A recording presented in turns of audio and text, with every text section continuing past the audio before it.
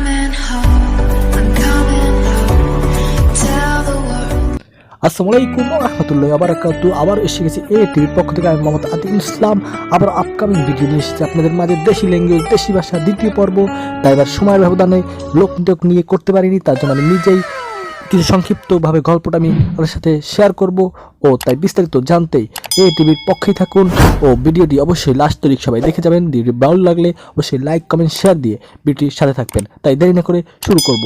তাই প্রথমবার আমরা দেখেছিলাম নোয়াখালী বন্ধুর বাসায় বেড়াতে যাব, ও বেড়াতে যাওয়ার পর কি করেছিল। এখন আমরা হাবিবুল্লাহ বন্ধুকে নিয়ে ফেনীতে নামাই দিয়ে আসবো।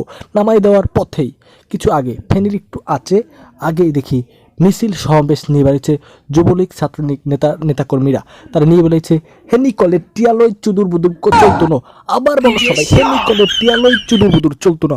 আমি কই বন্ধু এক কি কয় বন্ধু?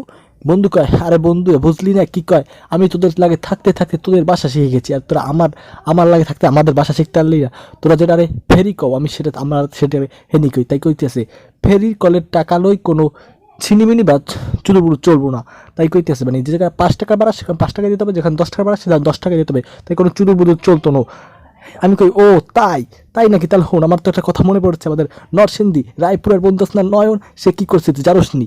কি করেছে সে হঠাৎ করে একদিন এই ঢাকা আসবে ইউনিভার্সিটিতে, আসার পথেই মানে ট্রেন ছেড়ে যাবে রাত 8টায়। তার আসতে 7:50 বাজে গেছে, মাত্র 10 মিনিট আছে। এখন পেটে ক্ষুধা, মানে ট্রেনে ভাত রান্ধে কিনা সে জানি না। সে বলছে আমি ট্রেনে ভাত খাই না বা কিছু, সে ভাত খাবে হোটেলে। 10 মিনিটের ভিতরে হোটেলে দাপা দিয়া মুরগির গোস্ত দিয়ে ভাত খেয়ে এসে গেছে। সে আমাদের আইসা বলে, সে বন্ধু নয়ন বন্ধু আইসা কয় হন লাইপুলা লেতা মুলকা দিয়া রাইতের বেলায় খাইয়া লাই আইয়ে পড়ছি। আমি কই ও মাই গড, এক কি কয়? পাশের বন্ধু এটা আবার বুঝাই দিল যেরকম রাইতের বেলায় রাইতে 10 মিনিট আগে খাইয়ে দাপি দিয়ে মানে চলে আইছে ইউনিভার্সিটিতে। আর টোন আমার মা আছে না, আমার মা বাড়িতে শুনছো যে চট্টগ্রাম চিটাগাং, আমি আবার আমার নানা বাড়ি চিটাগাং। তাই শোন, সে বলে আমার মা বলে শোন বাবা তোরা কি পড়ো? ডিওজি ডক মানে কুকুর। শোন আমরা ছোটকালে পড়ছি কি ডিওজি ডক মানে হত্যা। আমি কই ও মাই গড তুমি কি কও মা, ডিওজি ডক মানে হত্যা? তারপর একটা বাংলা শব্দ আমার আরো অনেক কিছু বলছে, যদিও আমার এখন খেয়াল নেই। আমার 2টা শব্দ মনে আছে। একটা বলে বাংলা শব্দ কলস। আমরা কলস পড়ি না, আমরা বলছি কলস ঠিল্লা। আমি একাল হুন্না হতবাক হয়ে গেছি।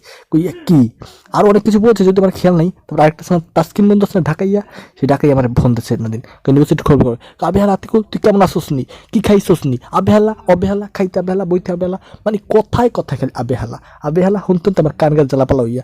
আমি আবার বলছি যে খবর অনেক দিন এবার আমার এটা হাবিবুল্লাহ বন্ধু বললো তাই ওর তুমি এত দোষ দাল্লা, তোমাদের দোষ আছে না কথা যে তোমরা মনু কও বুড়া নাই চাচা নাই লেদা নাই খোরা নাই যারে পাও হেরেই কও মনু খাইছো, মনু এটা করবি, মনু ওটা করবি, তোমাকে দোষ না। আমি বুঝলাম। তারপর কইছি এরপর কইতে মিছিল গেছে শেষ হইয়া। আমি কই গাড়িওয়ালা কইলাম কি মামা আমি চলবো সামনে, মিছিল তো শেষ হয়ে গেছে যাবা না? কয় বউ একজন থামাইছি, তখন একজন নিয়েই যাই। কইতে না কইতে এক মুরব্বী আইসে হাজির। এক মুরব্বী আইসে গেছে, ছেলেটি মুরব্বী আইসাই দেখ কয় মামা সামনে যাবা? হ্যাঁ একজন হলে যাবো। তারপর উঠবে গাড়িতে, ওঠার পর এখন আইসে দেখ আমার পিছিয়ে 2জন আমরা বউ না। এখন আইসে বললাম আমরা 2জন বউ না। মুরব্বী বললে বলতে পারতো যে তোমরা তো 2জন, আমি একজন সামনে যাও আরে একজন পিছিয়ে থাকো, আমি পিছিয়ে, আমি তো মুরব্বী সামনে বসতে পারি না। এটা বললেই হতো। মুরব্বী এসে সেটা না বলেই সে বলা শুরু করলো, এই তোরা কোনখানে যাবি, তোরা কোনখান দিয়ে আইসো, কোনখানে পড়াশোনা করছো, তোরা কিটা করবি? আমি কই মানে কি মুরব্বী একটা প্রশ্ন করেন, এত প্রশ্ন করে কোনটা থেকে আমি কোনটার উত্তর দেবো? তারপর যত বড় মুখ নয় তত বড় কথা। আমি কই দূর মেয়া কি শুরু করলেন আপনি? আমি এইখানে দাঁড়াইছি, কিটা করবি কর তোরা। আমি কি দূর মেয়া, আমি গাড়িতেই যাবো না। তাই তুই আমরা নেমে গেলাম, হাবিবুল্লাহ বন্ধু আর আমি নেমে গেলাম। নেমে যাওয়ার পর তাকে হাঁটাই তাকে ওখানে বিদায় দিয়ে আমি চলে আসলাম বাড়ি আসার পর আব্বু বলতে আছে বাবা এরকম তো আর কদিন বয়সটা অনেক হলো, এভাবে আর কতদিন তুই বসে খাবি, কিছু ইনকাম করা লাগতো না? ওই যে তোর চাচতো ভাই বরকতুল্লাহ, সে যাইয়া কাজ বাজ ভালোই করতে আছে, তুই কিছু করবি না? আমি পাইলেও করতাম। তাই শোন বরকতুল্লাহ কথা বল, দেখ একটা কাজ পাওনি। তা কইতে না বরকত চাচতো ভাই করলাম কি চাচতো ভাই কাজ বাজ আছে? বরকতুল্লাহ বলে হ্যাঁ কাজ বাজ তো একটা আছে, করলে করতে পারো, কৃষি পাতা আছে আর এক দুধ আছে। তারপর কইতে না কইতে পরের দিন সকালে গেলাম জমিতে বন সাফ করার কাজে। যাওয়ার পর সে বলে কামে গেলাম, পর কাম করেই অনেক দিন মানে 5টা বেজে গেছে। সে সময় একবারও আসে না মালিকে, সেই 5টা বেজে গেছে সেই আইসে বলে এই এই তোরা কী কাম করছো, এই বন্যারা ঠিক মতন কাম কর, এবিল করলে ওইবে একটু হাত লাগাই জোরে জোরে কর। কইরা আমরা ঠিক মতন বোন টোন সব পরিষ্কার করে আইলাম।